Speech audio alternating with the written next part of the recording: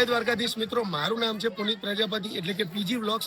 આપણે આ નવી યુટ્યુબ ચેનલ સ્ટાર્ટ કરી છે જેની અંદર આપણે વ્લોગિંગ કરવાના છે.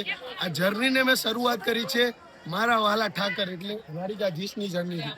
મિસ્ટર દ્વારિકાધીશના અહીંયા મંદિરથી જે છે દ્વારિકાથી મેં આ મારી જર્ની સ્ટાર્ટ કરી છે. આ જર્નીમાં તમારે જ સપોર્ટ કરવાનો છે અને તમારે જ મને આગળ લઈને જવાનો છે. દ્વારકાધીશે મને ઇન્સ્ટાગ્રામ અને ફેસબુકમાં તો ખૂબ સારો એવો સપોર્ટ બતાવ્યો છે. એમના આશીર્વાદથી આજે હું બહુ સારો આગળ વધી રહ્યો છું અને આ જ આશીર્વાદ હે મારા દ્વારકાધીશ આ લાંબા વ્લોગ્સ બનાવવાનું શરૂ કરું છું. આ પહેલો વ્લોગ તારા અહીંયા આવી અને તારા દર્શનાર્થી બનાવું છું એ દર્શન તો આટલો ને આટલો આગળ વધારજો અને તમારો દાસ બનાવીને રાખજો. અહીંયાથી જો લાઈનો બધી જતી હોય છે બરોબર. આ મોક્ષ દ્વાર છે બરોબર અને સરસ મજાનો જો મોક્ષ દ્વારનો દર્શન કરાવું. આ મોક્ષ દ્વાર છે અને આ છે આપણા દ્વારકાધીશ અને આ છે ધજા. તમને લોકોને ખબર છે કે ધજા કેટલા દિવસમાં બદલાય? મીન્સ કે એક દિવસમાં કેટલી વાર ધજા બદલાય? 11 વાર. 6 વાર ના હોય? 6 વાર હોય. 6 વાર હોય.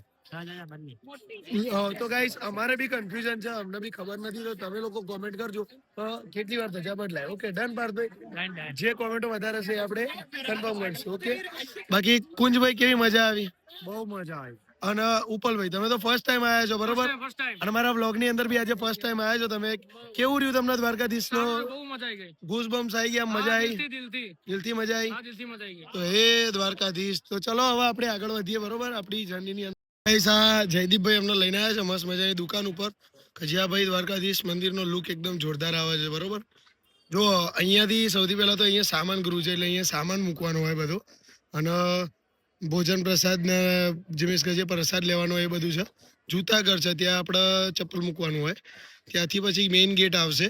મેઇન ગેટમાંથી અહીંથી એન્ટર થઈને ત્યાંથી ચેકિંગ થશે અને પછી તમે આગળ જશો ને પછી મેઇન મોક્ષ દ્વાર આવશે. ત્યાંથી એન્ટર થવાનું એટલે સીધા દર્શન થઈ જશે. પાછળની બાજુથી તમે આવશો તો તમારે 56 પગથિયાની સીડી ચડવાની રહેશે બરોબર.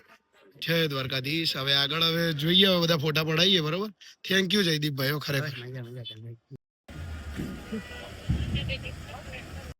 અત્યારે જમવા માટે આવ્યા છીએ બરોબર.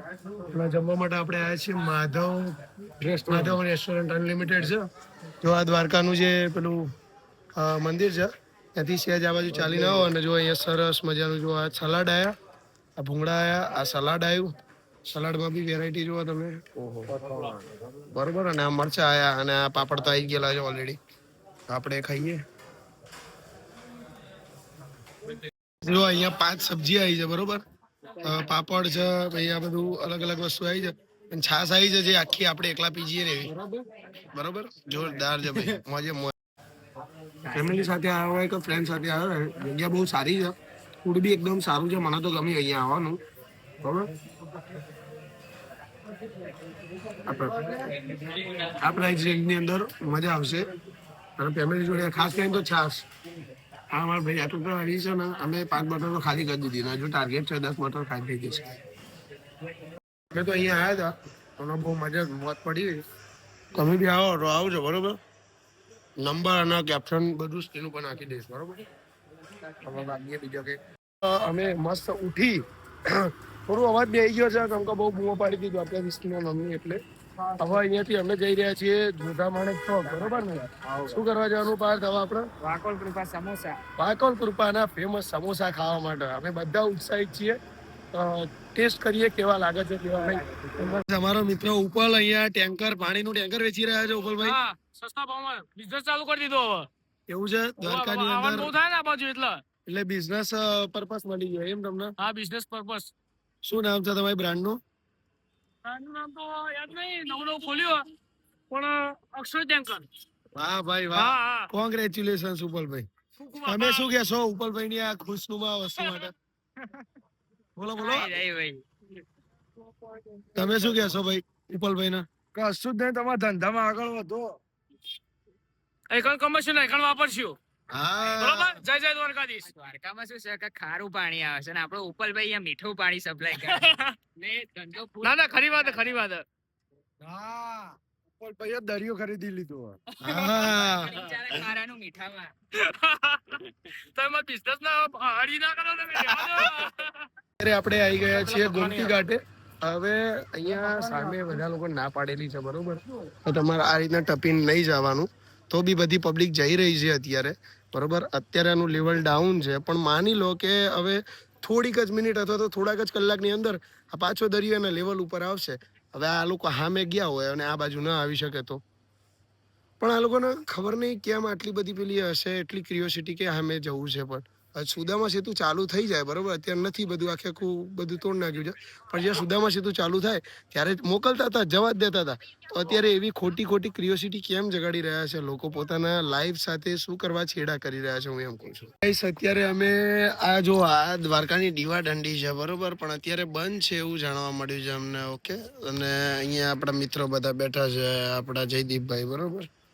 અહીંયા આપણે જોઈએ તો પાર્થભાઈ ને બધા મસ્ત દરિયા જોવો ખાલી કેટલો જોરદાર છે. અને આમાં પાર્થભાઈ, અલે બળ્યા જોજે ભાઈ, પાછો આવી જજે તું, પાછો આવી જા. તો ભાઈ એ બધું ચો જવાના આવા યાર. ગયા છીએ ભડકેશ્વર મહાદેવના મંદિરે. તો આ આપણા ભડકેશ્વર મહાદેવનું મંદિર છે અને આજના દિવસની લગભગ લાસ્ટ ડેસ્ટિનેશન છે. આના પછી આપણે સંધ્યા આરતી દ્વારકાધીશ મંદિરની જોવા જઈશું, અને ધ્યાન પછી we have to sleep in our room. અને ઉપરને પણ થોડો ગેસની તકલીફ થઈ છે. સનસેટ થવાની તૈયારી છે અને ભાઈ આ આપણા કુંજભાઈ હવે આપણા ફોટા પાડશે થોડા, અને ઉપલભાઈની મસ્ત કોમેડી વિડીયોઝ બનાવ્યા આજો આ વસ્તુ જો એ મૂક 2 મિનિટ આજો. પાર્થ રથવાલે લીરેન લેફ્ટ. બ્લોગનો એન્ડ આપણે કહીએ છીએ. અમારા પાર્થભાઈ જો, રાધે રાધે પાર્થભાઈ.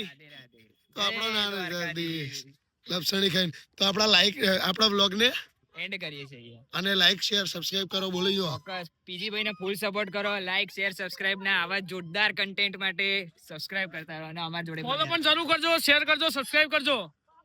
Like share subscribe.